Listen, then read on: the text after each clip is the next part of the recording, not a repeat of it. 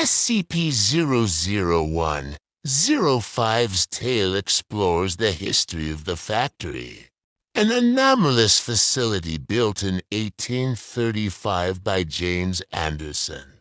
The factory produces both wondrous and horrific items, and its connection to SCP-001 is revealed through the account of the 05 Council leader. The narrative delves into the 05 Council's choices, including the decision to shut down the factory and the subsequent consequences of their actions. The tale raises ethical questions about containment, sacrifice, and the ongoing impact of the factory's existence within the SCP Foundation universe. So without further ado, I present to you SCP-001-05's tale written by Admin Bright. Good evening, Doctor. No, don't stand up. And yes, I am who you think I am. Let's not make any more of this than it is. You know my number, and I know enough about you to make a duplicate that even your mother wouldn't be able to tell apart from the real you. No, that's not a threat, just a fact. Now, as to my business here, it seems you have stumbled upon something above your clearance. Well, no, stumbled is not the right word. Dug up. Perhaps. And you are getting to the point where further digging would end in some fairly lethal gunshot wounds. This would be a sad state of affairs, as you are otherwise quite a good researcher. Therefore, you are getting something very few people in the Foundation ever get an explanation. Yes, we were alerted when you first started digging into SCP-001. Every researcher who's been around for a while looks into it. Most are satisfied when they uncover the angel with the flaming sword. It's buried under enough levels. But then you started looking into the factory, and that is when I knew you wouldn't stop. So here it is, plain and simple. The factory is SCP-001, but it will never be written up. It was a choice I made early on in the creation of the Foundation, and a choice I still stand by. You researchers are far too curious. I'm not sure which scares me worse, that we'll never understand the factory or that we one day will. Oh well, I'm sure you're eager to learn more. The factory was built in 1835. Back then it was known as the Anderson Factory, named after James Anderson, a rather well-to-do industrialist. It was built in, well, we'll just say America, and was the largest factory yet designed. A good mile across at its widest, 3 stories tall throughout, with a special 7-story tower by the front gate that Anderson lived in. It was designed to be the ultimate factory, capable of taking care of everything, including the housing of workers.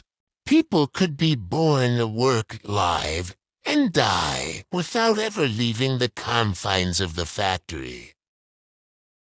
Now, no one knows whether James Anderson was actually a Satan worshipper. It's just as likely that he followed some kind of pagan gods. What is known is that he was very exact in the building of his factory and in the placement of his machinery within it. Survivors claim the floor was engraved with arcane symbols that were only visible when blood flowed across them. But then the survivors claimed a lot of things. What is known is that Anderson made his money on the blood and sweat, and sometimes body parts of the lower class. His journals indicate he thought of them as less than human, being put on this earth only to serve his will. Of course, at that time, no one knew about his predilections, and so people flocked to the factory, a place to both work and live at the same time. Well, of course people wanted him. Never mind the harsh hours, working conditions, sadistic security force, and all the rest. Factory workers were forced to work 16-hour days. Work only shutting down on Sundays, between sunrise and sunset. Workers were not given individual rooms. Medical attention was unheard of. If you were injured in the course of your duties, anyone too injured to work was dragged off by the security, never to be heard from again. For 40 years, the Anderson factory cranked out all sorts of things for people. Meat, clothes, and weapons. Never mind that the beef might be mixed with human. Don't care that the weapons were forged in blood. No attention need be paid that the clothes were dyed with well. You get the idea. Rumors leaked out, but the products were so good, why bother? Until someone got out.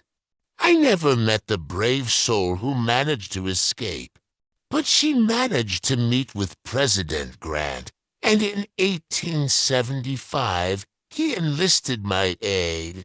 At the time I was well, it doesn't matter. We'll say I was military, kind of, and that my people were the same. 150 good men and some few women, who were often given jobs that weren't supposed to be common knowledge. We'd been cleaning out some Confederate holdouts and some of the worst things we found down south. So we did some research, didn't like what we saw, and went in, loaded for bear. I don't actually remember much about the night it all went down. Most of it blends together in my head. Living next to dead, and damned hard to tell which was which. Children working underneath machines.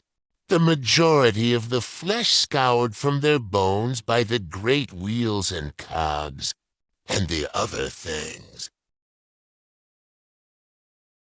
No, I'm all right. I haven't thought about that night for a very long time. The security force wasn't much of a problem. But then Anderson's creations showed up. He'd been taking the injured workers and, well, experimenting on them. Men, if you could call them men, with multiple arms sewn together. Some of them combined with animals, horrible monstrosities out of mankind's worst nightmares.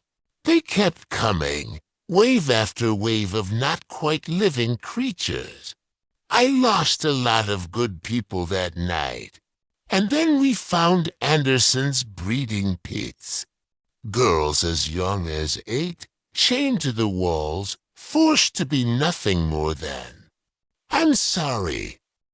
Even today, more than a century later, the memory makes me see red. When we finally found Anderson cowering in his office, we hung him from his tower window with his own entrails. As he died, he laughed, saying it didn't matter. We could kill him, but his factory, the factory, would go on. He was still laughing 24 hours later when we finally cut him down, had him drawn and quartered, and then burned the remains.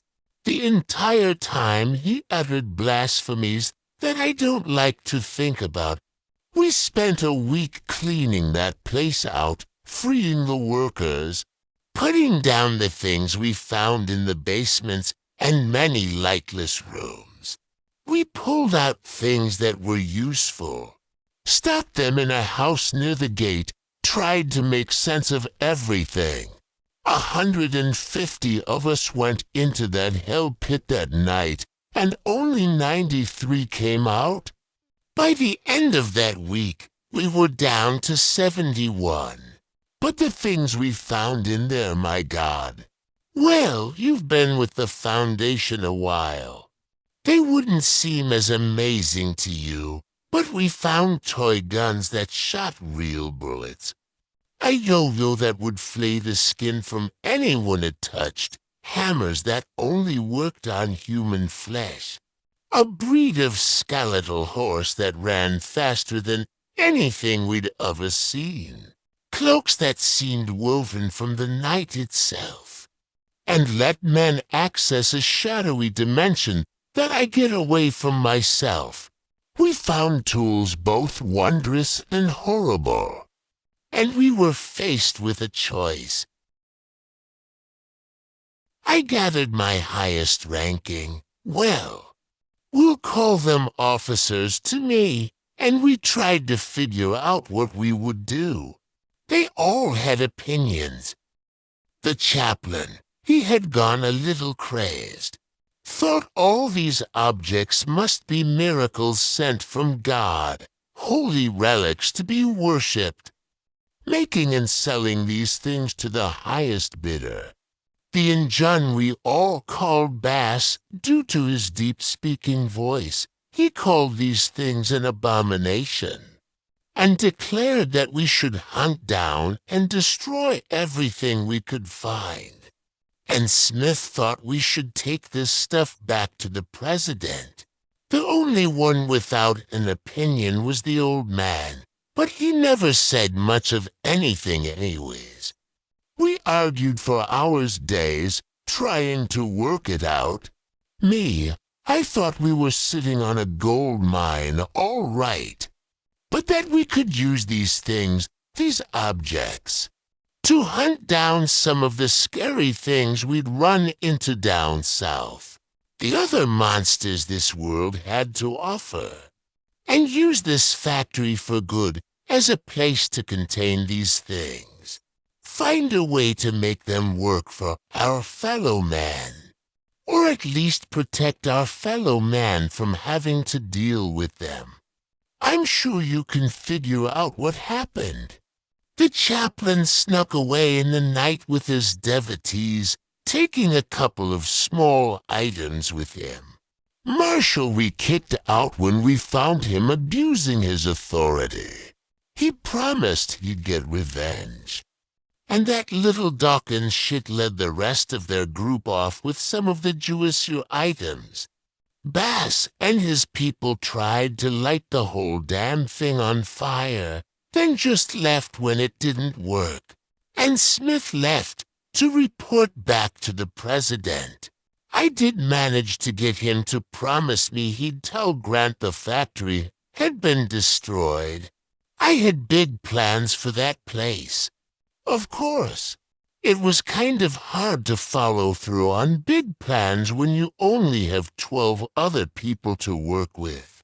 But it was a start, and it worked for a while.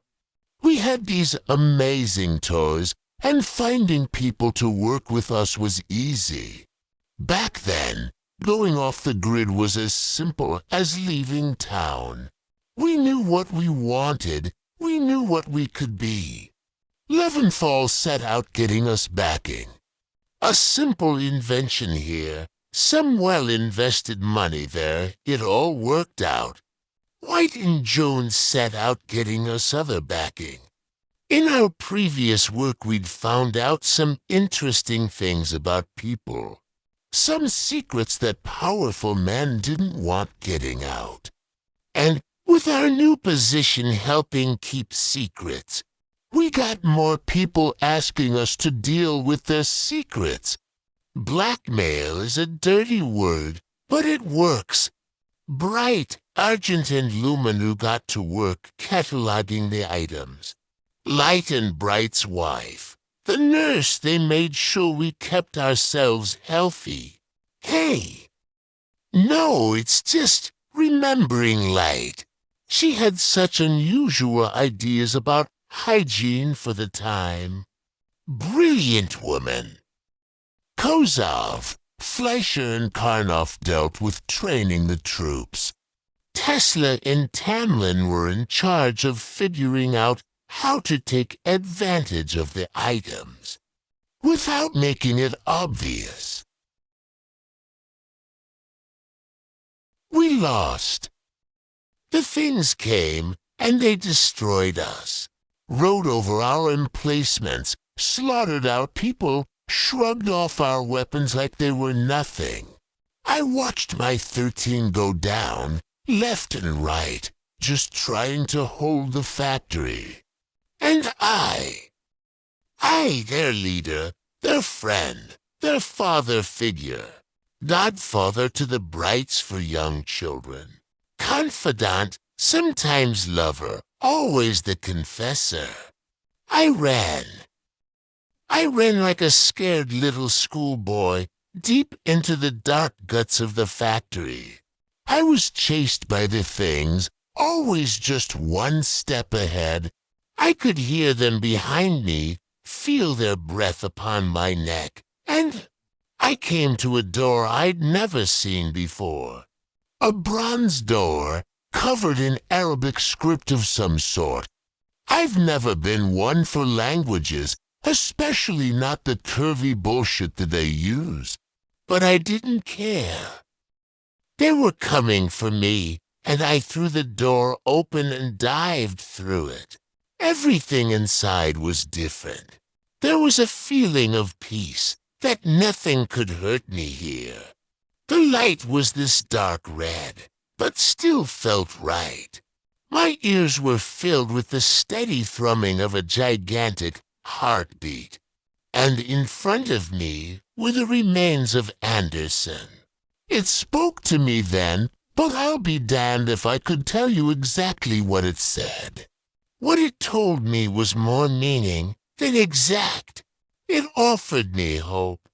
It told me that each of the things we had used from the factory, no matter what we did with them, fed it, helped it grow. It offered me a deal. It could remove this event, make it have never happened. All I needed to give it was us. I didn't want to. I knew it was a bad idea. But then I saw them again, my family, my friends, dead. Dead by the hands of those bastards, I agreed. It smiled. And I found myself once more upon the ramparts, watching the horde of fairies crest the hill. My foundation alive once more. In my hands was a weapon. I won't bore you with the details, but we slaughtered them. And with these new weapons, continued to slaughter them everywhere they lived, everywhere they bred. My fellow 05s questioned my decision, thinking we should save some in case we might ever need them. I overruled them. We moved away from the factory, shut it down, moved our things out of there, focusing on containing them, not anything else. The others were curious, but understood I had my reasons. I boarded up the factory, locked it shut, buried it under a ton of rubble, saying it was too dangerous. I thought I'd gotten away with it, until I found a thing on my desk. One of the old toy guns that shot real bullets, and it had the factory label on it. I've sent people in from time to time to see what it might be doing. Last time I sent people in to look, there was nothing there. We keep finding factory items out there. I can't help but think of how many more we don't find. The people who use them and keep it hidden. I think back to the body telling me how each item used gave energy to the factory. I never asked it energy for what. I don't think I want to know. What do we give it? D-class mostly. Where did you think all those bodies went? There's a place. Bodies are left, and they vanish. Everyone thinks I'm a genius for figuring it out. Sometimes, I have to feed it other things. Researchers, agents, they never know it's coming. It just reaches out and takes them. But in the end, we're doing more good by being here. Whatever the factory wants, whatever it is, we're doing good here. I have to believe that. And now you know. Are you happy? I didn't think so. Why tell you? I'm getting old, Everett. Should I die, someone will have to keep feeding it. Maybe you'll be different. Maybe you'll figure out how to stand up to it. But I doubt it. As the tale of SCP-001-05 comes to a haunting close, the enigmatic history of the factory and its connection to SCP-001 leaves lingering questions and ethical quandaries for the 05 Council. The narrative sheds light on the dark choices made in the past, the consequences faced, and the ongoing mysteries surrounding the anomalous facility. As we reflect on the complexities within the SCP Foundation universe, please feel free to subscribe for more captivating stories, like this one, that delve into the intriguing and mysterious world of containment and anomalies. Don't forget to hit the like button if you enjoyed the narrative, and share your thoughts in the comments below. Your engagement is crucial in unraveling the ever-expanding tapestry of SCP lore. Thank you for being part of this narrative journey. Please subscribe, like, and comment for more SCP Foundation tales.